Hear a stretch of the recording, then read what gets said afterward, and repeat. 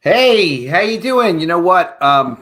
Yes, when I'm scheduling StreamYard and it's late, VileNet has definitely caught on to my tricks. Absolutely, I don't seem to know how to schedule it properly. I seem to always miss the thing that says, "Hey, it's tomorrow." Hey, it's now. It StreamYard pushes it ahead, and then it becomes a thing where it's like, yeah, it's not 24 hours out. When I schedule to do a stream, I'm going to jump right on and make things happen immediately. But yeah, Violet, you caught me again messing things up. But it's great to see you as always. As always, fantastic to see you, Violet. Yeah, guys, if you ever see like I'm gonna stream and it's like, well, it's 24 hours out, like it's not. It means Adam clicked the wrong button. It happens. Okay, well, great to see you, Violet. I see there's some other people watching now. Oh, there's Kevin. Hey, there's Shep. Whoa, it's like a whole gang just showed up. Yo, just a kid from Brooklyn. How you doing, man? How you doing? You know what? I was born in Brooklyn. It's a long story. Goes back years. Shadowhawk, great to see you. Hail to you, Shadowhawk. Great to see you, man. Kevin, Mr. CG himself, supporter of many campaigns, as are you guys as well. Violet, Shadowhawk, just a kid, of course.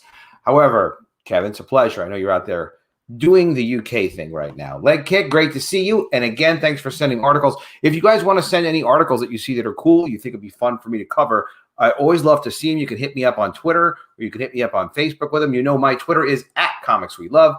Definitely connect with me on Twitter if we're not connected already. Let's connect. Very appreciated. And on Facebook too. Any CG guys, I'm always connecting with you guys on Facebook. No problem. Peter Charn, great to see you. Great to see you. How are things on that side of the pond? I think as well you're in the UK. It is a pleasure to make your acquaintance yet again. Guys, if you're not already subscribed, please subscribe to the channel. Click the bell for notifications. It's a huge help to me, and you know I love it. Eric Huffles, great to see you. Eric is a great artist. I don't see a lot of art from you. Whenever I see it, I like it, especially because you did G.I. Jackrabbit's art, which I will never forget because I love G.I. Jackrabbit's my first book ever. Put me into comics. No, we need her. Yes, you do. You do need Brie Larson. This is the first article. There's actually a lot of articles tonight. We'll see how much I can do. I don't think I'll be able to get to all of it, but this is why you know I love Cosmic Book News. It's got cool rumor. It's got some inside stuff. A lot of it does come true. And yes, Brie Larson, let's get into this article from Cosmic Book News, is rumored to be out as Captain Marvel. She's rumored recast.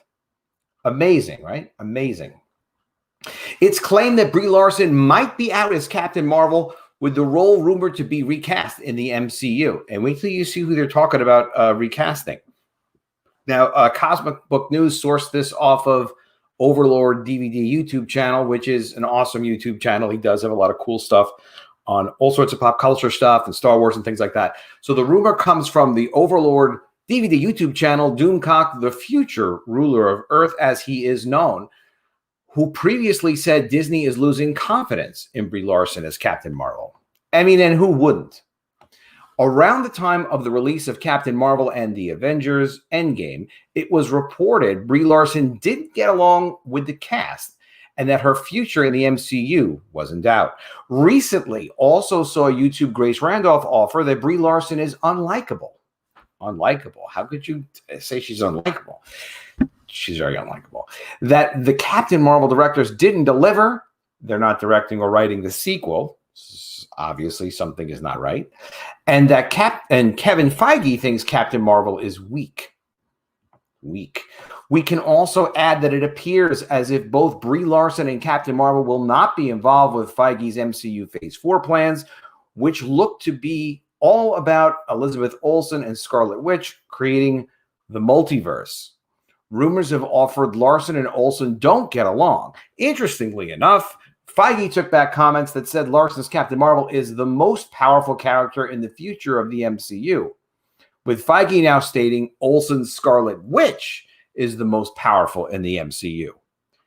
Isn't that interesting? And yeah, I've seen a bit of that, and seems like it was just very recent that he was like, yes, Captain Marvel is the best. she's the most powerful, she's the greatest. And now it's like, no, it's, Scarlet Witch, of course, is the most powerful. What are you talking about? Who knows? Until the next character they want to promote, right? Could you imagine? Stan Lee never would have said that. He never would have said, like, okay, well, Galactus is the most powerful character in the Marvel Universe, and now it's somebody else, like the Watcher, which doesn't really make sense, but still. I'm also of the opinion that following the release of Captain Marvel, considered the last Jedi of the MCU, if you know what he means, as it divided the fan base so strongly that an attempt was made to relaunch Brie Larson's public image to make her more likable, which is why we saw Brie Larson in a super sexy dress on Jimmy Kimmel. Let's take a look at that. Yeah, that's pretty sexy. See, she can look pretty when she wants to. And why Larson's PR team made the decision to launch her own YouTube channel, but as gone over by Doomcock, it has backfired big time. So much so that Brie Larson may be done as Captain Marvel. Yeah, it's always a risk. This PR stuff is a risk. You have to do it right. Otherwise, it makes things worse. Brie Larson's YouTube performs poorly. Doomcock claims Disney has taken notice of how badly the YouTube channel of Brie Larson is performing, as videos have gone from a high of 2.2 million views down to only 90,000 most recently. So some of the novelty seems to have worn off a little bit, right? According to a number of sources, Disney is not happy with Brie, and they have taken notice that her YouTube channel is tanking, says Doomcock. Well, of course, people are watching social media. Definitely. The mouse does not like the stench of losers, even woke losers. And unfortunately for Brie, being in such a high-profile position as the base or face of the MCU, get it? MCU, moving forward, she has made it very easy for any objective analyst to look and see for themselves that this is not a popular woman. The notion that her YouTube channel is tanking is one that we can confirm for ourselves. Yeah, I mean, you can see the numbers. If the numbers are bad, numbers don't lie, no matter where they represent. Doomcock offers Disney may be ready to scrape the mold away.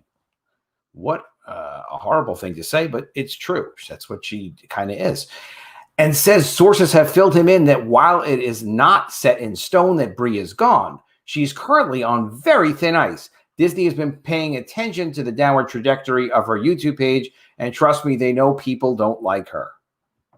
Yeah, what do you do if you start a YouTube channel and you're a big star and all of a sudden it starts doing terribly? And it's like, well, then you don't have a fan base.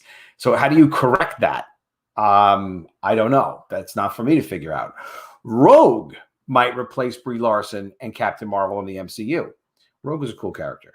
Regarding the ouster of Brie Larson, it might even involve Captain Marvel getting dumped from the MCU completely. Oh, maybe they could stick her in Fox's universe or in the Spider-Verse and Spider-Man. As Doomcock sources tackle the rumor of Rogue coming to the MCU, which is something this author has been told could happen. Obviously, anything could happen. My agent shared with the source the persistent rumor they've been hearing regarding Captain Marvel that at some point now that the X-Men are back in the MCU, Rogue will steal Captain Marvel's powers, putting her in a coma and taking her place in the MCU, offers Doomcock. I mean, you don't need to do that. You could just kill Captain Marvel, obviously. Everybody would be happy. The source indicated that, yes, they had heard that a rumor as well, but there were two viable strategies for ousting Brie from the MCU that were floating around currently. Now, this is like a million strategies you could use. Kevin Feige still wants Captain Marvel in the MCU, but seriously, why focus on Captain Marvel in the MCU? What did Captain Marvel was never an important part of the comics world. It wasn't an important part of any of the films, wasn't an important part of the Avengers. It was just a vehicle to jam a female superhero character that they didn't have, that there was no following for, there was no interest in the middle of the Marvel universe. So why do it? But anyway, Doomcock does claim that Kevin Feige still wants Captain Marvel in the MCU, but again, it might be without Brie Larson. It seems Kevin Feige definitely wants Captain Marvel in the MCU, and so keeping the character and recasting her is a possibility, explains Doomcock. For example, I mean, all you need really is another pretty woman, but give her pick somebody with a good attitude and then, don't try to make them more powerful than all the other characters and let them kind of find their own groove. Why not? But still, you don't need Captain Marvel. No one's thinking about Captain Marvel. They're not selling Captain Marvel toys. No one's invested in the character, so it's completely interchangeable. Anywho, for example, the story indicated that Feige was bringing Captain America and Iron Man back with different actors playing them. The advantages, of course, would be cost-cutting and replacing the characters with actors less pricey than Robert Downey Jr. and Chris Evans. Has a certain attraction in the virally impacted physical times. So they could save money if they have cheaper actors in these roles. Plus, replacing the older actors with younger actors would ensure a nice long run before they had to make a swap again. So simply switching out Brie Larson at the same time as the rest gets swapped via some kind of alternate universe storyline or other comic book conceit, or simply pulling a Darren Stevens style swap, which worked for me because I didn't even notice he changed in Bewitched. With no explanation is always an option. How Brie Larson might get replaced as Captain Marvel. How? It's not important. Let's just replace her ASAP. But let's see what Doomcock says. Doomcock goes over 2 ways that Brie Larson might get replaced as Captain Marvel or removed completely from the MCU. Let Brie shoot Captain Marvel 2 at the end of that film. Captain Marvel sacrifices herself to save everyone. Brie fans will be saddened, but placated potentially, as the noble sacrifice will be a way to bring her back with a more genially and less controversial actress. That's the best you could probably do with that concept. As for the second replacement strategy, Doomcock says Brie goes on a trip with a time travel device and simply gets lost never to return, which would be pretty funny. Doomcock's source thinks Brie Larson out as Captain Marvel has a good chance of happening. Yeah, it sounds like it has an excellent chance of happening.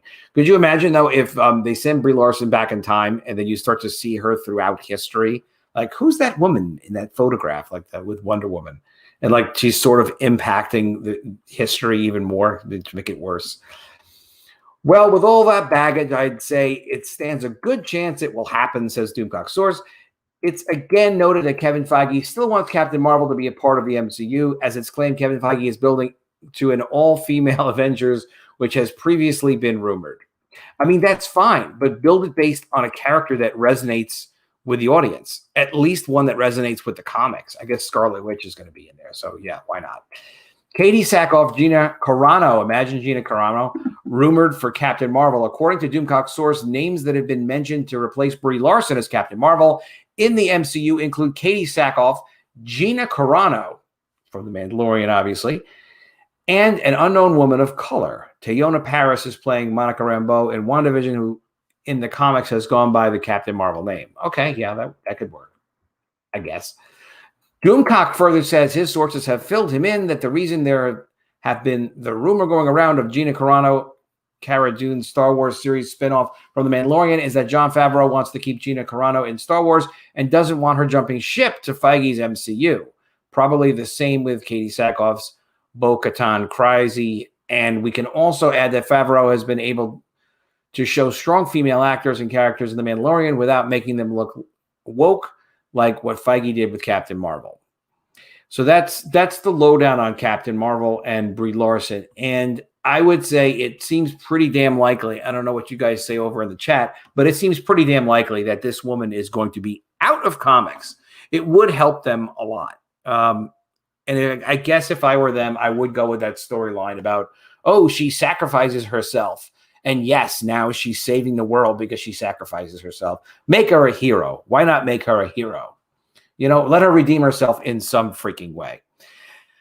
Who else has joined the chat? Mortal5, great to see you. And I love that Santa Claus hat. Very, very festive. I kind of feel like I need a Santa Claus hat.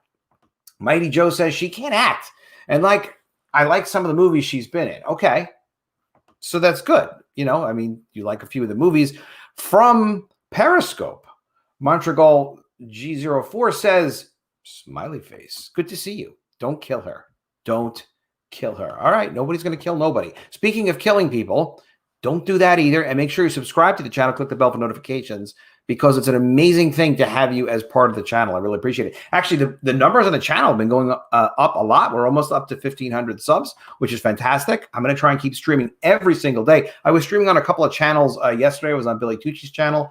And I was on the How to Draw Comics channel yesterday, not drawing comics, but talking about making comics. That was kind of fun. And then tomorrow I'm going to be on RT Bear's channel, I believe at 1 o'clock EST, talking some mermaids. Man, Ruth says Marvel and DC should double down. We need a new Warriors, a new Warriors, Gotham High, and I'm Not Starfire movies. Yeah, we need as much I'm Not Starfire as we can possibly get. Speaking of getting, I don't want to be related to that. Forget I'm Not Starfire. This is what we should be thinking about. The Mermaids. Since Mermaids did pretty well, we got a couple of extra cool backers overnight last night. The Mermaids is going along. We've got 12 days left on the first 30 days. And I really appreciate all you guys. I know I recognize some of your names. Some of you guys back me. I really appreciate it. Back it, check it out. epicmermaids.com. Links in the description. And also you can share it on social media. That's a huge help to me when you guys do that. I really appreciate it. And I see some of you guys doing that. And again, thanks a lot for doing that. There's a lot of other stories going on, and I am nuts for comic book news. So let's check out the next comic book news stories. Oh my God, this is like even more information. This I hadn't even seen. This is like brand new, beyond new. Here it comes. Stand back, get ready to go. Gal Gadot, page not found. Excuse me, I just clicked on it. There we go. Bing, bang, boom. Patty Jenkins slams Whedon's Justice League. Well, it's about time. Oh, it's not Gal Gadot. She's not Patty Jenkins, but Patty Jenkins is the director. Okay, let's see what happens here. Let's get into the article. Patty Jenkins doesn't like Joss Whedon's Justice League movie and says that she, along with all the DC directors, think it's trash. Well, that's not helpful. Why are they paying her millions of dollars to say things like that? Look, if you and I work together on a creative endeavor at some point, please don't say bad things about the work. If you don't like it, it's all right. You don't like it or something. We don't attack each other. We support each other. So if I was to pay Patty Jenkins like $20 million to direct a movie for me, and she was like, well, I like the one that I did, but you know what? I don't like the guy who directed that other movie of Adam's project, and I think that project's terrible. Well, I would say, Patty Jenkins, keep it to yourself. No one really cares about everything that Patty Jenkins thinks. You can find fault with anybody's work, and that is for enemies to do. That's not for collaborators and friends to do. We support each other here, Patty. How could you do a thing like that to me? I will never have you back at the company, Patty Jenkins. Okay, back to the article. Cinema Blend spoke to Jenkins and asked if she saw the theatrical release of Justice League and if she got a chance to see how Gal Gadot's Diana Prince was handled in the flick. And this is how that silly loudmouth responded. I mean, I'm getting ahead of things, but I don't like disloyalty like that. I don't appreciate it. I don't think she should speak this way. The Justice League, she says. No, I think that all of us DC directors tossed that out as much as the fans did. Ooh, that's harsh. But also, I felt that version contradicted my first movie in many ways. And this current movie, which I was already in production on. So then what are you going to do? I was like, you would have to play ball in both directions in order for that to work. The only thing I've done and always have tried to do, I knew when Zach was doing Justice League, where she sort of ends up, where the character Wonder Woman sort of ends up. So I always tried, like, I didn't change her suit because I don't want to contradict his films, but yet I have to have my own films. Who's coordinating all this? Nobody? Literally nobody coordinates this stuff. And he's been very supportive of that. And so I think that Justice League was kind of an outlier. They were trying to turn one thing into kind of another. And so then it becomes, I don't recognize half of these characters. I'm not sure what's going on. Well, that's very constructive. Oh, yeah. Well, there's Flash on top of Wonder Woman. All right. Maybe she's got a little bit of a point. Joss Whedon Justice League movie contradicts handling of Wonder Woman. Regarding how the Joss Whedon Justice League movie may have contradicted the Patty Jenkins and Jack Snyder version of Wonder Woman, fans think that Whedon sexed up Wonder Woman too much by making her seem more of a sex object than a powerful woman. Well, I mean, there's no conflict there. You could be a sex object sometimes and a powerful woman. I do it as a man. Why can't you do it as a woman? That's not fair. Examples include that scene with Flash landing on top of Wonder Woman, which was super cringy. And it's also something that Gal Gadot refused to film, so a double had to film the scene. All right, that's kind of funny. Wonder Woman talking with Cyborg, flirting with Batman, and Aquaman gushing after her. What I find interesting about what Jenkins has to say is that it seems Wonder Woman 1984 is closer to Whedon's Justice League than anything Zack Snyder has done, as Wonder Woman 84 seems to be much goofier and a lighter take compared to the first Wonder Woman, which took a rather serious approach and was more in line with the Zack Snyder Wonder Woman from Batman versus Superman, and more likely the upcoming Snyder Cut. So we'll find out on December 25th when Wonder Woman 84 comes to HBO Max as well as movie theaters, because, you know, Warner Brothers has decided they're going to release all of their movies now, at least for a year, on HBO Max at the same time that they're in movie theaters. Let me say a couple of more hellos over here. It's great to see you guys. Fenrir 5, good to see you. Cripes is right, man. Cripes is right. But still, like Patty Jenkins, you got to keep it to yourself. Like, because you know what it is? You don't bring up a public conflict like that, one that's not resolved. They do have somebody that runs the films, that Walter Hamada dude, and he seems like a pretty cool dude. I don't know him well, you know, or anything like that. I don't know the guy, but he seems good. He's the one that was in charge of producing Wonder Woman and Aquaman, and they actually made money. So, you know, why not talk to him? Yeah, why not both? I know what you're talking about, Eric. You're talking about the same thing I was, me. Why can't we be sexy and smart? I don't know. I pull it off. Jake CB, good to see you. Patty Jenkins hated the Wonder Woman panty shots. Well, I mean, you know, Patty, sorry. What can we tell Patty? You know, what can we tell her? In the meantime, she's getting an incredible opportunity to work on Wonder Woman. All she has to do is the best version of the character, and the work will speak for itself. Also coming from Comic Book News, Chris Hemsworth talks trash about Ryan Reynolds as Green Lantern. How could he do such a thing? Chris Hemsworth talks trash about Ryan Reynolds and says that the Green Lantern is not the best movie. Of course it isn't. Of course, Reynolds starred in the 2011 Green Lantern movie that bombed at the box office. The feud between the pair has to do with their upcoming fantasy football game as part of Russo's AGBO Superhero League for charity in partnership with FanDuel. Ryan Reynolds' mom talks trash about Kim Hemsworth. Maybe this is not like a serious dispute then. Monday, once the moms get involved, you know, if you'd ever messed with my mom would wipe the floor with you. It doesn't matter who you are. Super defensive, super aggressive when it comes to her little boy. Monday saw Ryan Reynolds' mother, Tammy, trash talk Chris Hemsworth as she read out loud a letter written by Reynolds. Normally, I would not talk to my friends like this, but he insisted, said Reynolds' mother, who also read that Ryan and Chris Hemsworth is the worst Australian actor, even worse than Hugh Jackman. I like Hugh Jackman. Tammy, that's a terrible thing to say. Tammy added that the letter says Chris Hemsworth looks like a bodybuilder effed a platypus. Damn. However, Tammy happened to finish with perhaps a bigger dig at Hemsworth than her son. I loved you in Wonder Woman. It was the best, she said with a smile. The former Chris Pine stars in Wonder Woman. Oh, that is pretty. It's pretty terrible. How could she say such a thing? Chris Hemsworth talks trash about Ryan Reynolds and Green Lantern. Regarding what Chris Hemsworth had to say about Ryan Reynolds, Hemsworth attempted to get his dad to do the trash talking for him. But his dad seems to be a big fan of Reynolds.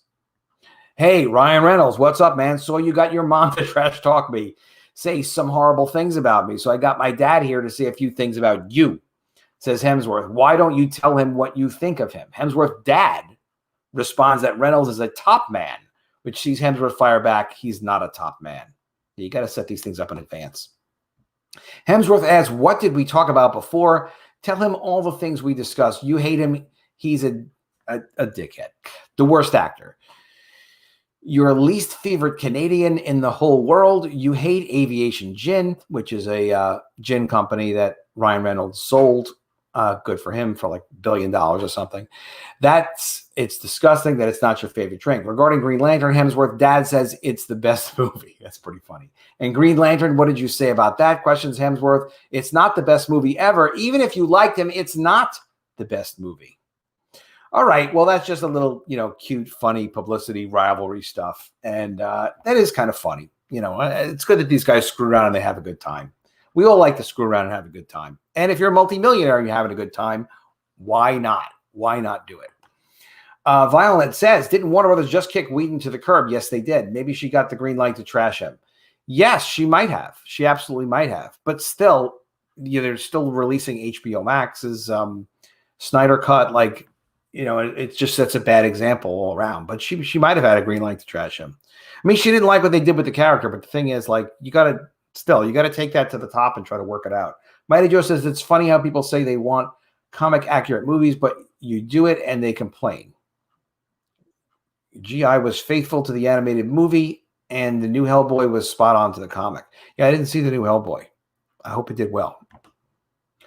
Matt Man says, Platythor. Yeah, that would work. Platythor. Absolutely.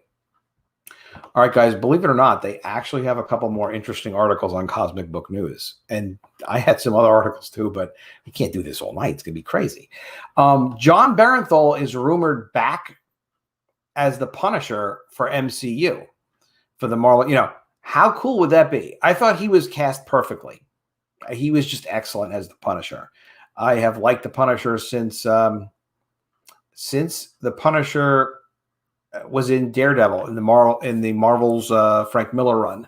Like it was 184 or something like that. They got introduced in there when Daredevil was shooting a gun or something like that at the Punisher. I don't know something like that.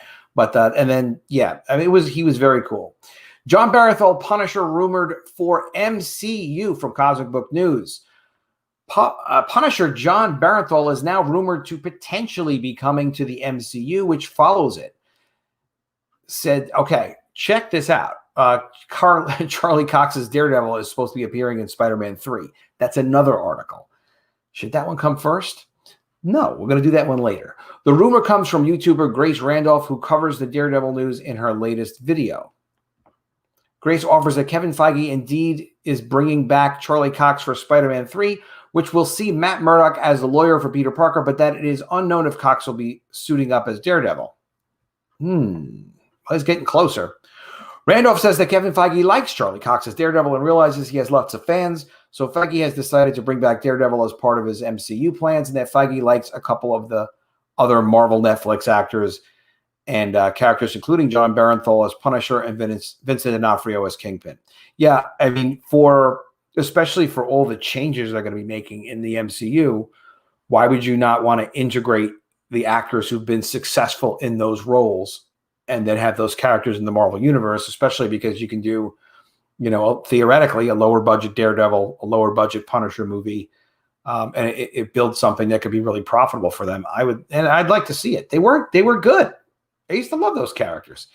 It's also said that Feige likes Kristen Ritter as Jessica Jones, but that the character might be too similar to the upcoming Jessica Drew Spider-Woman movie from Sony, so Ritter as Jones might not be coming back. Grace goes on to say that other Marvel Netflix characters will most likely get recast. That would include Luke Cage as Iron Fist, which is something this author was told is going to happen, as plans are in place for an MCU Heroes for Hire project. Yeah, that would be cool. He was a good Luke Cage. It was decent. It just got, I don't know. That was, they kind of lost me with that Luke Cage series from Netflix. I don't know what you guys thought, but the first couple of episodes were good, and then it was like, this is going on too long. We didn't move the story along fast enough. John Barenthal's return for the Punisher recently, John Barenthal touched upon a return to the Punisher role where he remained optimistic it could happen. Barenthal teased that there's always hope when asked by the Geek House Show YouTube channel about a return as Punisher, and said if it happens, he wants to get it right. He said season 2 is nowhere near as good as season 1, and I have to admit, I didn't have time to see season 2, so who the hell knows? I saw the fight scenes. They were cool. It's not about whether we'll do it. It's about getting it right and doing the version that the fans really deserve, and we'll see, he said. Frank's always there. He always is a part of me, and when we get the call to go, I'll be ready, and I'll make sure that I'll do everything I can do to make sure it's right, and we won't do it at all. Something to that effect is what he said. Well, he wants to do the character right, which is probably a good idea because if he doesn't do that, it would really be terrible. And the movie wouldn't do well. John Bernthal wants Punisher and Spider-Man to team up with Tom Holland. That would be fun. Interestingly enough, back in 2018, John Bernthal said he would want a Punisher team up with Spider-Man's Tom Holland. And it is known the two star together in Pilgrimage, and that Bernthal helped out Holland with his Spider-Man audition tapes. Well, that's cute. Uh-oh. Here, this is what Bernthal says. This is not me talking. I'm in love with Tom Holland. You know what I mean? That's my dude. For me, it's not about, I have no aspirations or desire to do anything besides what I'm doing. I love this character. I believe in him. He's in my bones. I feel honored to play him. Okay. And I would want to keep playing him. Okay, good. So in all honesty, there's no part of me that says, oh, I hope I'm in the movies. It's whatever it'll be. That being said, there's one character and one actor I just have to have the utmost respect for in the Marvel Universe, and that's without a question. It's Tom. He's equal parts of a good person, a great actor, and he does all that stuff himself. He's a sick athlete, and he's got a great family, and I think the world of him. So that's very nice. We were making tapes from Ireland in the process of getting him cast in Spider-Man, and then he and I made a tape for The Punisher. Bernthal previously told the New York Daily News. We were constantly making tapes for Marvel, just acting together. These tapes definitely do exist. You can call Marvel and ask for it, but that's like breaking into Fort Knox. Oh, okay. That sounds like a big job. But that's kind of cool. That's kind of cool that they made tapes together as Spider-Man and Punisher. Hey, that's how stuff gets done. You know, you got to kind of experiment a little bit, put the word out, show people what you can do.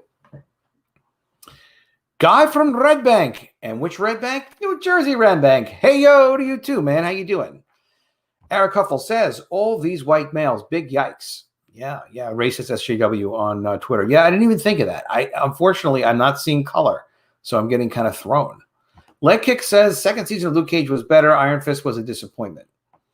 Yeah, this is the problem. Like, they got involved in doing too many, I think. So, like, you do something and it's really good. You almost don't know why it's really good. It just is really good. And then they're like, all right, well, let's do 5 more of these series. Like, well, then they're going to dilute themselves and it's not all going to be really good. Guy from Redback says, I thought the Tim Story Fantastic Four movies were good. You know what? I liked the first 2 Fantastic Four movies from Fox. I actually did like them. I loved seeing Silver Surfer. That was awesome. You know, I mean, you grow up seeing Silver Surfer and then you see him in a movie like that. That's why, like, I couldn't believe they sold all those characters from. I mean, Fox got a ton of money and everything, but still, they had the Silver Surfer. Like, that's its own billion-dollar franchise. Pretty damned amazing. All right, one more Marvel story. Here we go. Spider-Man 3. Toby Mcguire spotted for costume fitting. He is going to be in Spider-Man 3. It's pretty much a guarantee. Toby Mcguire has been spotted for what could be a costume fitting for Spider-Man 3, possibly confirming the rumors the actor will return as Spidey in the movie. He's 45? He looks like he's 12. The 45-year-old actor... How does he do it? The 45-year-old actor was spotted Wednesday in North Hollywood, California, getting out of a car wearing a mask where it's reported it could be for a costume fitting for Spider-Man 3. Just Jared reports, amid the rumors of Tobey Maguire returning for Spider-Man 3, that Maguire was seen in the parking lot of the Wardrobe Workroom store, where it's guessed he is getting fitted for a costume in the upcoming Marvel movie. To be clear, these images don't confirm Tobey Maguire is back as Spidey, but the writing seems to be on the wall, more below. Yeah, you see he's got a mask on. Get it? It's like that's part of his costume. There he is. Spider-Man 3, rumored to be a Spider-Verse multiverse movie. Yeah, the multiverse stuff is crazy, but it looks like there's nothing that can stop it. They want to do multiverse. They want to throw multiple characters from multiple dimensions, duplicates of the same characters with slight variances of the characters and different actors. It's going to be so complicated.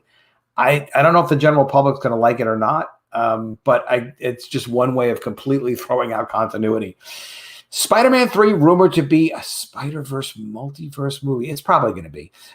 It's rumored it will be a multiverse movie. We know that. Featuring Tobey Maguire back from the Sam Raimi Spider-Man movies, along with the recently reported return of Alfred Molina as Dr. Octopus and the rumored return of Kirsten Dunst as MJ. I wonder how she looks after all these years. I haven't seen her recently. Andrew Garfield is said to be back as his version of Spidey, along with Jamie Foxx as Electro and possibly Emma Stone as Gwen Stacy. The theory is that following the events from Far From Home, where Tom Holland's Spider-Man was set up as the murderer of Mysterio and his identity released to the public, that Spidey is on the run with a Sinister Six movie made up of multiverse characters after him, if that's not complicated enough, which sees the Holland Spidey team with the Toby Mcguire and Andrew Garfield versions of Spider-Man. Benedict Cumberbatch is also starring in Spider-Man 3 as Doctor Strange, which further adds to the plausibility of a Spider-Verse flick, as Strange's sequel is titled In the Multiverse of Madness. With it possible the upcoming Disney Plus WandaVision series could connect as well. Yeah, they're trying to connect as much as they can. So convoluted, though. It's also rumored that Tobey Maguire will be reteaming with director Sam Raimi in Doctor Strange 2. And, of course, that Charlie Cox is returning as Daredevil. I said one more, but let's do this Daredevil story because I do love Daredevil. Charlie Cox Daredevil rumored again for Spider-Man 3. Yeah, it seems like he's going to be in it. First, they were saying like Kevin Feige's too much of a control freak and they won't let him in it. But it seems like they probably will. It's what it's kind of looking like. What up, Sketch Therapy? Good to see you, my friend. Let's check this out. Charlie Cox is Daredevil. Okay. Charlie Cox, it's bound to happen. Back in March, it was claimed by Kevin Smith that he heard a rumor that Charlie Cox was going to appear as Daredevil in Spider-Man 3. And now the same thing is claimed again by Murphy's Multiverse. It's unknown if Charlie Cox will just have a cameo role or a larger role. But per fan theories, his Matt Murdock could appear as the lawyer for Peter Parker and Spider-Man, which follows the events from That would actually be cool. I would really much. I don't know if you guys would like to see that in the chat, but I would like to see that. Which follows the events from Far From Home, where Peter Parker was set up for the murder, as we know, of Mysterio, as we just discussed. If Charlie Cox does suit up as Daredevil in Spider-Man 3, the author is guessing we'll see a brand new suit as Marvel TV auctioned off the costumes and props from the Daredevil Netflix show. Yes, he's going to need a new suit. It could just be possible that Cox doesn't suit up and appears only as Matt Murdock, again, possibly representing Peter in court. I like that there, Foggy Nelson. He was good too. Daredevil is back at Marvel. At the same time, rumors are also offering Jennifer Walters as She-Hulk, aka She-Hulk, might be the lawyer representing Peter Parker in Spider-Man 3, which would make sense as it could connect to the upcoming Disney Plus series. Yes, but I would be disappointed. I don't know how you guys feel. I actually just went over how Daredevil is back at Marvel following the two-year period. We discussed that in another video. And Spider-Man 3 definitely appears to be a Spideyverse multiverse movie. And we've got Doctor Strange in there. And, of course, the Charlie Cox Daredevil has a huge following, which includes a Save Daredevil campaign. So maybe Feige is caving in plans on rebooting the Daredevil in the MCU with Charlie Cox. It would be cool to see him as the attorney, but yeah, you got to let him play Daredevil. All right. Back last year, the author discussed with Marvel insiders who at the time said Feige planned on rebooting Daredevil in the MCU, where he said that Cox would be out, and they discussed where it would be a plan where he'd be brought into the MCU. Finn Jones as Iron Fist would definitely be out. And the author was also told about plans in place for a Hero for Hire project, which we did also just discuss. So I would like to see Charlie Cox back as Daredevil. I mean, it'd be nice to see some continuity. And if they're going to have the same character playing it, you're going to see some continuity. You know, it's going to be kind of neat. It's going to be kind of neat. It would be kind of interesting. All right. That's kind of my quick stream for today. Great seeing you guys. I'm going to try and do another stream tomorrow. Again, definitely check out the Mermaids. I appreciate you guys sharing it on social media. I appreciate all your support. It's definitely great to see you guys. I'll play the Mermaids trailer real quick for anybody who hasn't seen it. Ted Zagaro did this. He did an incredible job on it.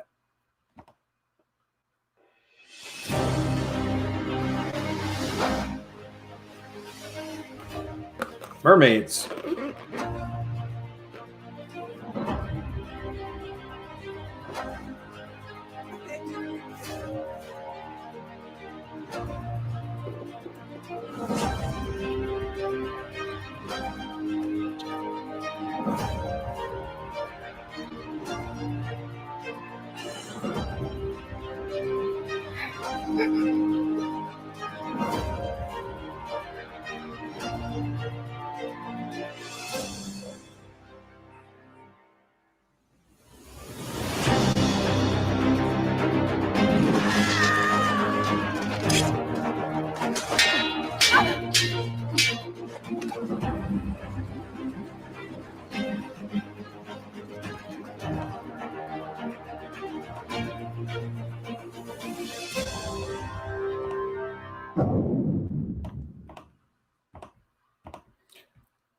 All right, I said I was going to be done, but there is one more crazy story I want to do. Have you guys heard this? This is nuts. Charlize Theron. What's the possible purpose of this? What's the possible purpose of this? I'm sure you want to know. I was kind of curious. Charlize Theron campaigns for a lesbian version of Die Hard. What? Now, I don't think she's a lesbian either, so I don't know what she's doing. This is coming from Bounding Into Comics, which is also like got tons of fun articles. Actress Charlize Theron, who recently appeared in Netflix The Old Guard, took to Twitter to campaign for a lesbian version of Die Hard. Who does that stuff? The idea of a lesbian version of Die Hard was pitched by Twitter user at whoever that is on December 5th. They wrote, lesbian Christmas romantic comedies are all well and good, but what I really want is a Die Hard where Charlize Theron goes on a rampage to save her wife. What? Where does this come from? Theron would get on board with the idea, responding to the tweet saying, where do I sign? Like, okay, there you go. The deal is done. Following Theron campaigning for the film, fellow actress Hannah Simone, who is also known for her role as Cece Parekh in the new Girl TV series, also threw her hat into the ring. Simone responded to Theron on Twitter, writing, let me know if you need a tired Indian wife who doesn't like to run fast, even when danger is present, and therefore would need all the saving. A lesbian version. Could you imagine, like, we didn't think of this. 10 years ago, we didn't think of this. 20 years ago, we didn't think of this. Where are they coming up with these crazy... Well, I guess they get it from Twitter, so they're coming up with these crazy ideas. Okay. Theron appeared to be behind the idea of Simone. She responded, I got your back, boo. She's done bizarre stuff with children that she adopted. Charlize Theron, there's a whole other story about that, changing their genders up and things like that. That's a whole other story. I don't have an article on it, but so I used to think she was great, but I'm starting to not think so. She looks a little bit like hypnotized here. Okay, so Theron made headlines last year when she declared that she believed her child was a boy. Oh, there you go. There you go.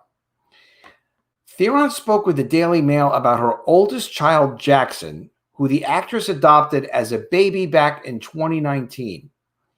Quote, yes, I thought she was a boy too, Theron stated, until she looked at me when she was 3 years old and said, I am not a boy. What is going on in Hollywood? I don't think we want to know, honestly. Theron continued, quote, so there you go. I have two beautiful daughters who, just like any parent, I want to protect and I want to see thrive. They were born who they are, and exactly where in the world both of them get to find themselves as they grow up and who they want to be is not for me to decide, Theron continued. My job as a parent is to celebrate them and to love them and to make sure that they have everything they need in order to do what they want to be, in order to be what they want to be. And she concluded, I will do everything in my power for my kids to have the right and to be protected within that. Yeah. So just as a statement on parenting, I'm going to say this. No, it's not a parent's job to indulge children, even if that's what they want them to do. We have to raise these kids so they can be like in a stable situation when they grow up and live a productive, happy life. And they've got to be able to socialize and fit in the world. It's not like, well, whatever your wild indulgence is, do it. Isn't that just evil? Like, isn't that what, like that's satanic, isn't it? I don't know. It seems like it. A few months later, Theron would again make headlines when she asked for the world to use the right pronouns for her child, Jackson. Theron spoke with Pride Source and was asked, I'm curious if having a daughter who happens to be transgender influences your decisions when it comes to taking on the LGBTQ characters you do, or for that matter, don't do. The actress responded, well, this is all pretty new for us. So it hasn't really come into question, okay? I don't really necessarily know if it will. My daughter's story is really her story, and one day if she chooses, she'll tell her story. She then added, I feel like as her mother, for me, it was important to let the world know that I would appreciate it if they would use the right pronouns for her. There's just so much attention seeking. It's like, look, no, I'm not going to interact with her daughter. Nor is 99.9999% of the planet, even in references to Charlize Theron being a famous actress. So we're not going to know her daughter. We're not going to be referring to her daughter. And I don't know what her pronouns are, and she didn't even state them. Guys, it's getting crazy out there. So what should you do? You should be cool. Do the right thing. Support COMICSGATE. Support your friends. Subscribe to the channel. Click the bell for notifications. And consider backing the Mermaids. All right, I'll see you guys soon with another video. And if I don't see you, I will miss you. Have a great night. Great to spend some time with you guys. I should be back again tomorrow night. I'm working hard as I can to stream. Have a great night, guys.